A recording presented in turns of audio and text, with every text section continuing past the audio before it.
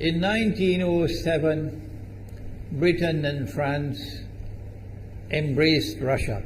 They used honey,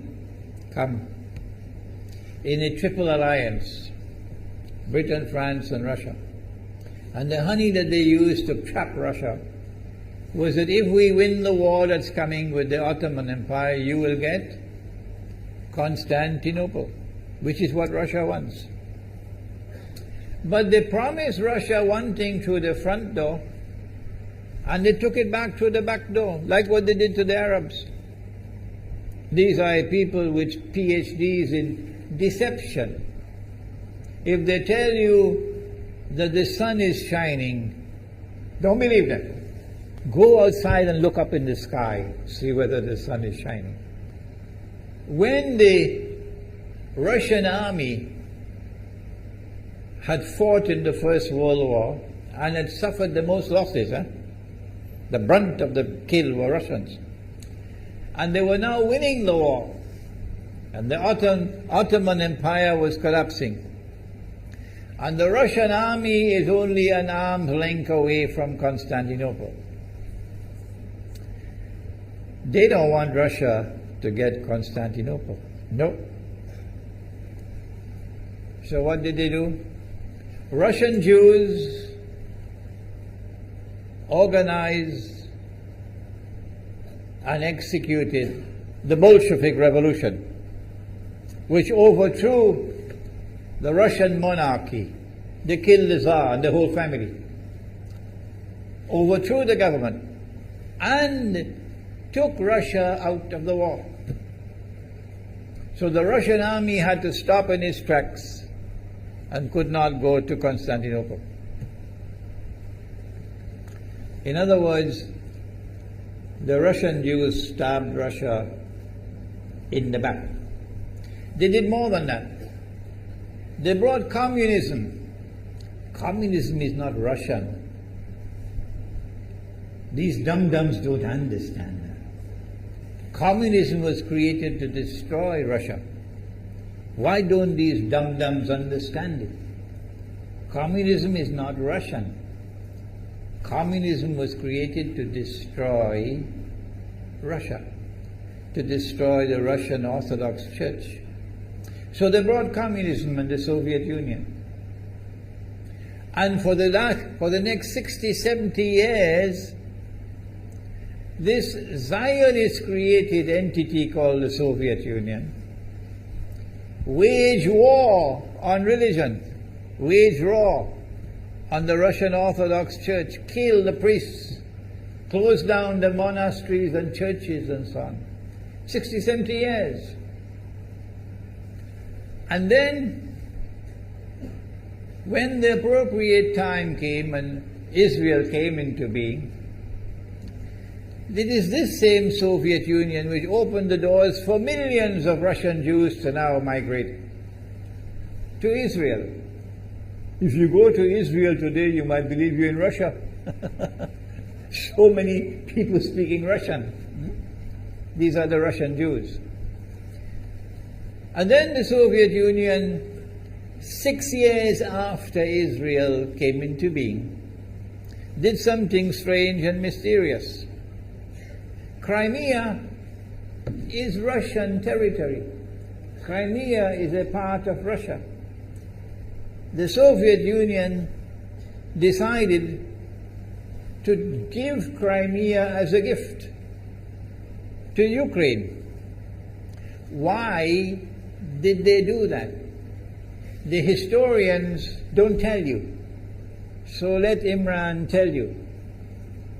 They gave Crimea to Ukraine in order to stab Russia in the back one more time. Because if Russia loses Crimea, it will enhance Israel's security. The Russian Navy is based in Crimea, and there is a straight line from Crimea to Constantinople. To get out of the Black Sea and to get into the Mediterranean Sea, you got to pass through the Bosphorus. And the city of Constantinople is located right there on the Bosphorus. So they gave Crimea as a gift to Ukraine. They never bothered to consult the people of Crimea and get their consent. No. They never bothered to seek the permission of the Russian people. No. But Washington doesn't want to hear that. The foolish man who now sits in the White House of the United States, the foolish man who would like to pretend that he's a man of wisdom, he doesn't want to hear. But what are the rights of the Russian people? Were they not violated? Do they not have the right to correct Iran and recover the territory which was unjustly taken away from them on Israel's behalf? Obama doesn't want to hear that. It's inconvenient for them. But in this masjid, we will expose whether it's convenient to you or not. They did more than that. Not only did they give Crimea to Ukraine, but earlier on they gave eastern Ukraine. Eastern, part of the now eastern Ukraine was Russian. It was Russian. And the Soviet Union gave it as a gift to Ukraine. Why is it being given to Ukraine? Answer is that when the proper moment comes, the same people who brought the Soviet Union into being now have a method by which they can cause it to collapse. The method that they're using now in Venezuela, popular demonstrations, they did it in Egypt, they did it in Tunisia. They are masters of that. They did it with the Soviet Union. I used to think that the Soviet Union collapsed because of Allah's kindness. But I was wrong. No, it was the Zionists who brought down the Soviet Union because they didn't need it anymore. Like tomorrow they wouldn't need you anymore, Saudi Arabia. And they wouldn't need you anymore, Islamabad. When will you understand that? They'll just throw you to the dogs. You served them long enough. So they brought down the Soviet Union. Why? So that Ukraine might emerge as an independent state. That's danger for Russia. They prepared the way. And now Ukraine emerges as an independent state. So the rope is around Russia's neck now. And from that day, when the Soviet Union collapsed, until yesterday, the relationship between Russia and Ukraine was always problematic. But the people of Ukraine still had the good sense and wisdom to appoint a government that was pro-Russian. The Zionists decided it's time for us to use our, the street demonstrations. And last October, November, December, the world witnessed Caracas all over again. And eventually, the Zionists got what they wanted. You have the money, and you can send in your special people, snipers who will kill, and so on, throw petrol bombs and so on. And eventually they got what they wanted. They created enough havoc. May Allah protect Malaysia from that. Ameen. Ameen. And the president of Ukraine fled. He's a democratically elected according to your method, Mr. Obama, according to your system.